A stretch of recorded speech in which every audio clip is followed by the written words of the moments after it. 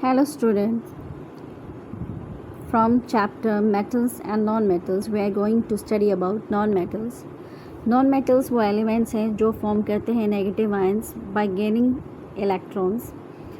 For example, carbon, iodine, sulfur, hydrogen, chlorine etc. For example, chlorine है, एक electron लेने के बाद it becomes Cl negative. So जितने भी ये नेगेटिव एनाइंस दिखते हैं ये सारे के सारे नॉन मेटल्स होते हैं. Physical properties of non metals. Non metals are neither malleable nor ductile. ये मेलिएबल नहीं होते, can not be drawn into sheet, और ना ही ये डक्टाइल होते हैं, इनको वायर में भी ड्रॉ नहीं किया जा सकता. डायमंड जो है एक्सेप्शन है इसका. डायमंड जो है एक एलेक्ट्रोफिक फॉर्म है कार्बन का जो कि डक्टाइल इन नेचर है क्योंकि ये काफ़ी हार्ड होता है. दैट्स वाई एक्सेप्शन में नॉन मेटल्स के डायमंड ही जो है डक्टाइल इन नेचर होता है. ब्रिटलनेस. नॉन मेटल्स जो होते हैं ब्रिटल इन नेचर होते हैं. फॉर एग्जांपल सल्फ़र जो है एक ब्रिटल सॉलिड है. अगर हम इसको हैमर से हैमर्ड करें तो ये स्मॉल पीसेस में ब्रेक हो जाते हैं. This property is different in metals. Physical state. Most of the non metals soft होते हैं. अगर वो सॉलिड हैं तो वो सॉफ्ट हैं. ओनली जो डायमंड है वो हार्डेस्ट नॉन सब्सटेंस है क्योंकि ये कार्बन का फॉर्म हुआ होता है, तो नॉन मेटल का ये जो है हार्डेस्ट सब्सटेंस है. लस्टर, शाइनिंग, यानी कि non metals don't have lustre. Generally non metals जो है लस्ट्रस नहीं होते हैं, शाइनिंग सरफेस नहीं होता है. But diamond, graphite and iodine, ये 3 ऐसे एलिमेंट्स हैं जो कि लस्ट्रस होते हैं. इनकी जो सरफेस है वो शाइनिंग होते हैं. Melting and boiling points. Melting and boiling points non metals का लो होता है. जल्दी ये मेल्ट हो जाते हैं, जल्दी पिघल जाते हैं और जल्दी ही ये बॉयल हो जाते हैं. नॉन मेटल्स जो होते हैं सॉलिड वाले, जो सॉलिड नॉन मेटल्स हैं, इनके जो है बॉइलिंग पॉइंट हमें हाई मिलता है. For example boron, silicon and carbon. Now chemical properties of non metals. Chemical properties of non metals हम देखते हैं कि ये क्यों है. Because of its electronegative nature. इसके इलेक्ट्रोनेगेटिव नेचर के वजह से जो है ये एनायन फॉर्म करते हैं. इलेक्ट्रोनेगेटिविटी जो प्रॉपर्टी है, it is the tendency to gain electrons in valence shells to achieve the configuration of nearest noble gas elements. ये वो टेंडेंसी है कि जो मेटल्स हैं या फिर नॉन मेटल्स हैं, ये सारे के सारे एलिमेंट्स अपने आप को स्टेबल कॉन्फ़िगरेशन करना चाहते हैं, स्टेबिलिटी अटेन करना चाहते हैं. तो यहाँ पे जो नॉन मेटल्स हैं, यहाँ पे एग्जांपल हम देख रहे हैं 2, 4, यानी कि ये जो नॉन मेटल है इसके आउटर मोस्ट शेल में 4 इलेक्ट्रॉन्स हैं और ये जो है अपने आप को स्टेबल करेगा बाय गेनिंग 4 इलेक्ट्रॉन. तो ये ऑक्टेट कंप्लीट कर लेता है. तो क्योंकि ये सेकंड शेल में है जिसकी जो कैपेसिटी है 8 इलेक्ट्रॉन फिल करने की, ये 8 इलेक्ट्रॉन लेकर स्टेबल बन जाता है. इसी तरह बाकी जो है नॉन मेटल्स हैं वो अपने कोई ना कोई नियरेस्ट नोबल गैस का कॉन्फ़िगरेशन अटेन कर लेते हैं और वो अपना ऑक्टेट कंप्लीट कर लेते हैं या अपने आप को स्टेबल कॉन्फ़िगरेशन अटेन कर लेते हैं bye gaining electrons. Now reaction with water. Non metals का जो रिएक्शन है वाटर के साथ कैसा होता है, they do not react with water और steam to evolve hydrogen gas. ये वाटर और स्टीम के साथ रिएक्ट नहीं करते हैं और ना ही हाइड्रोजन गैस इवॉल्व करते हैं क्योंकि जो नॉन मेटल्स हैं ये इलेक्ट्रॉन नहीं दे सकते हाइड्रोजन को इन वाटर, जिससे जो है हाइड्रोजन गैस नहीं फॉर्म कर सकता है और ना ही गैस रिलीज़ हो सकती है. ठीक इसके ऑपोजिट इसकी प्रॉपर्टी है गेन करने की. That's why. Reaction with acids. Non metals जो हैं दे do not react with dilute acids. ये डाइल्यूट एसिड्स के साथ नहीं रिएक्ट करते हैं टू रिलीज़ हाइड्रोजन गैस. वहाँ पे भी हाइड्रोजन गैस रिलीज़ नहीं करते हैं क्योंकि because they are electron acceptors. जैसा बताया कि ये इलेक्ट्रॉन गेन करने वाले हैं, इलेक्ट्रॉन एक्सेप्टर हैं. ये जो है इलेक्ट्रॉन सप्लाई नहीं करते हैं H पॉजिटिव आयंस को, प्रोटॉन्स को of acid to reduce hydrogen gas, ताकि जो है H पॉजिटिव आयंस गेन करके इलेक्ट्रॉन हाइड्रोजन गैस फॉर्म करे। Thus it can not displace hydrogen gas from acid. इस तरह वो एसिड से हाइड्रोजन गैस डिस्प्लेस नहीं कर पाते। जब इनको कंसनट्रेटेड एसिड के साथ हीट किया जाता है वहाँ पे ये फॉर्म करते हैं ऑक्साइड्स और salts. Here we can see examples कि sulphur which is a non metal, hydrogen sulphuric acid hydrosulphuric acid के साथ हीट होके, जो कि कंसनट्रेटेड फॉर्म है, ऑन हीटिंग सल्फर डाइऑक्साइड और वाटर फॉर्म करता है। एंड नाइट्रिक एसिड के साथ, कंसनट्रेटेड नाइट्रिक एसिड के साथ सल्फ्यूरिक एसिड और नाइट्रोजन डाइऑक्साइड, जो कि जिसका वेपर रेडिश कलर का होता है, प्लस वाटर फॉर्म करता है।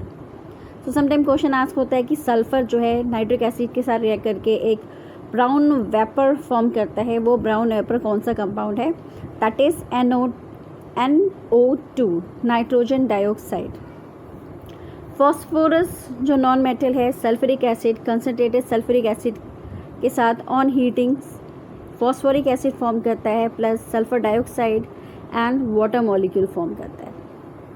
Another phosphorus on reaction with nitric acid, concentrated nitric acid, on heating forms phosphoric acid, nitrogen dioxide and water. These are the chemical reactions of non-metals with different acid, concentrated acids. Displacement reaction. Third reaction है displacement reaction. As we have already studied कि यहाँ पे एक reactive element दूसरे less reactive element को displace कर देता है, रिप्लेस कर देता है। So here we can say chlorine जो है वो यहाँ पे सोडियम ब्रोमाइड में इसके साथ रिएक्ट करके, सोडियम ब्रोमाइड में हम देख रहे हैं कि हमारा जो रिएक्शन के बाद सोडियम क्लोराइड फॉर्म हो रहा है, तो यहाँ कौन सा एलिमेंट डिस्प्लेस हुआ है? ब्रोमीन। ब्रोमीन लेस रिएक्टिव है क्लोरीन से, दैट्स वाई जो प्रोडक्ट फॉर्म हो रहा है सोडियम क्लोराइड, और ब्रोमीन जो है डिस्प्लेस होकर ब्रोमीन गैस फॉर्म कर रहा है। This is the displacement reaction of non metals. Now reaction between metals and non metals. Metals और नॉन मेटल्स का जो रिएक्शन है इसमें हम देखेंगे कि सोडियम जो है, जो कि मेटल है, इसका कॉन्फ़िगरेशन है 281। इसका एटॉमिक नंबर 11 होता है और इसके आउटरमोस्ट शेल में 281 यानी कि 1 जो है आउटरमोस्ट शेल में है, और बाय रिलीजिंग दिस इलेक्ट्रॉन ये जो है स्टेबल कॉन्फ़िगरेशन अटेन कर लेता है नियरेस्ट नोबल गैस का। सो दैट्स वाई ये जो है इलेक्ट्रॉन लूज़ करता है और बन जाता है कैटायन। क्लोरीन के साथ भी ऐसा है। क्लोरीन के पास जो है इसका एटॉमिक नंबर 17 है। बाय लूजिंग और गेनिंग जिस तरह एलिमेंट्स जो है स्टेबल कॉन्फ़िगरेशन फॉर्म कर रहे हैं, यहाँ पे क्लोरीन को सिर्फ एक इलेक्ट्रॉन लेना है और ये जो है स्टेबल कॉन्फ़िगरेशन अपने नियरेस्ट नोबल गैस का अटेन कर लेगा। सो दैट्स वाई क्लोरीन जो है 1 इलेक्ट्रॉन गेन करके ये स्टेबल कॉन्फ़िगरेशन अटेन कर लेता है। एंड हम यहाँ देख रहे हैं कि सोडियम एंड क्लोरीन कैसे एक दूसरे के साथ शेयरिंग करके सोडियम अपना 1 इलेक्ट्रॉन क्लोरीन को देकर स्टेबल हो जाता है, एंड क्लोरीन जो है सोडियम के साथ का इलेक्ट्रॉन लेकर स्टेबल होने के बाद सोडियम क्लोराइड फॉर्म कर रहा है। यहाँ पे जो कंपाउंड फॉर्म हुआ है चार्ज के साथ शो किया गया है। Na पॉजिटिव सोडियम ने दिया एंड क्लोरीन नेगेटिव क्लोरीन ने लिया।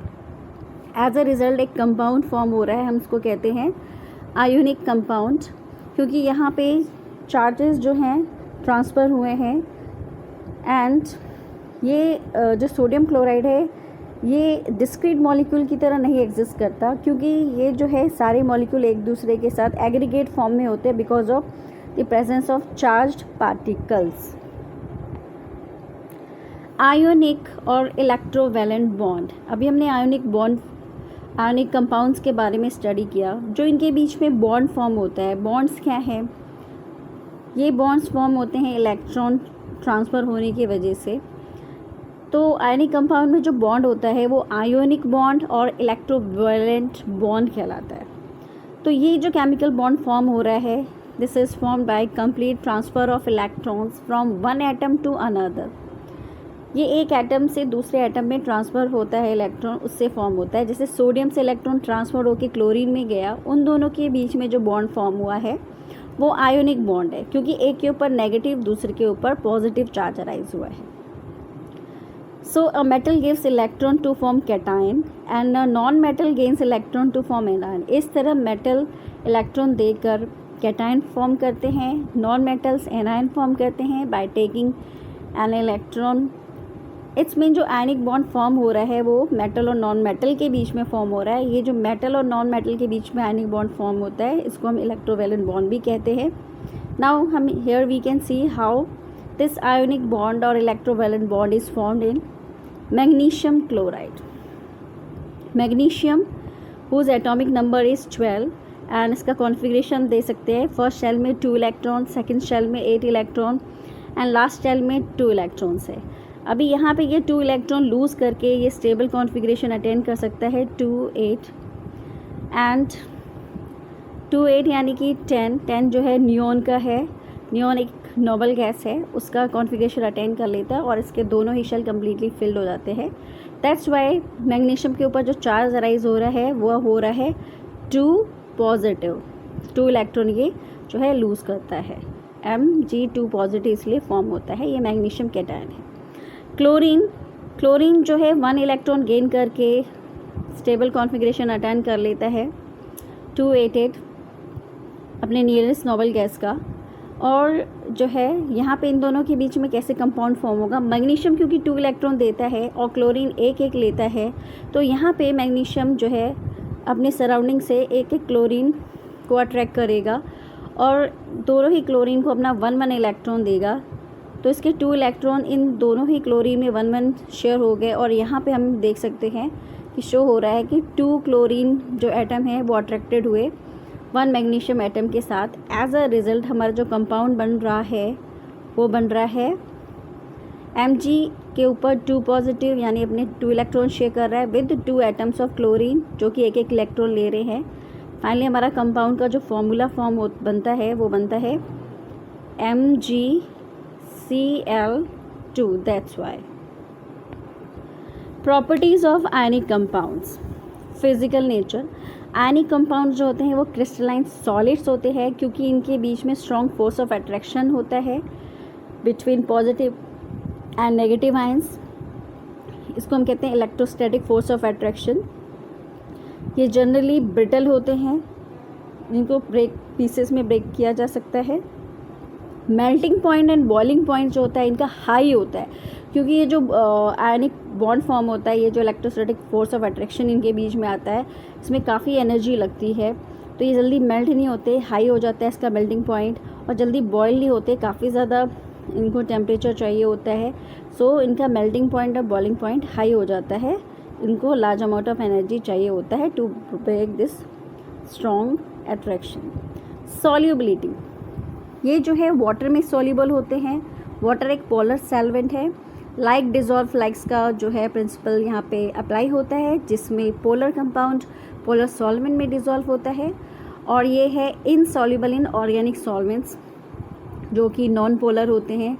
लाइक कैरोसिन में डिजॉल्व नहीं होता, बेंजीन में सॉल्युबल नहीं है, ईथर में नहीं है, ना ही पेट्रोल में। ये सिर्फ सॉल्युबल है वाटर में, क्योंकि वाटर पोलर इन नेचर होता है, जो कि हेल्प करता है जब इसमें ये मिक्स होता है, वाटर में जाता है, तो यहाँ जो चार्जेस हैं ऑपोजिटली चार्ज जो होते हैं वो सेपरेट होते हैं from their ionic compounds. That's why ये सॉल्युबल हो जाते हैं। Conduction of electricity. ये इलेक्ट्रिसिटी कंडक्ट करते हैं but not in solid state. ये अपने मोल्टन स्टेट या एक्वस स्टेट में ही कंडक्ट करते हैं, क्योंकि मोल्टन स्टेट और एक्वस स्टेट में इनके ऊपर चार्ज अराइज करते हैं। That's why. So a solution of ionic compound in water contains ions which move to the oppositely charged electrode when electricity is passed through it. अगर हम इसका जो है इलेक्ट्रिसिटी पास करते हैं और इलेक्ट्रोड्स का सेटअप पूरा लगाते हैं, तो ये ऑपोजिट जो है इलेक्ट्रोड्स में जाके आयंस जो है ये मूव करते हैं, क्योंकि ये आयंस का नेचर है कि ये ऑपोजिट साइड पे मूव करते हैं और इलेक्ट्रिसिटी इस तरह कंडक्ट होती है because of the movement of these charged ions. आज का टॉपिक यहीं कंप्लीट होता है। नेक्स्ट हम आते हैं एक्सट्रैक्शन ऑफ मेटल के साथ। Thank you, shares and subscribe.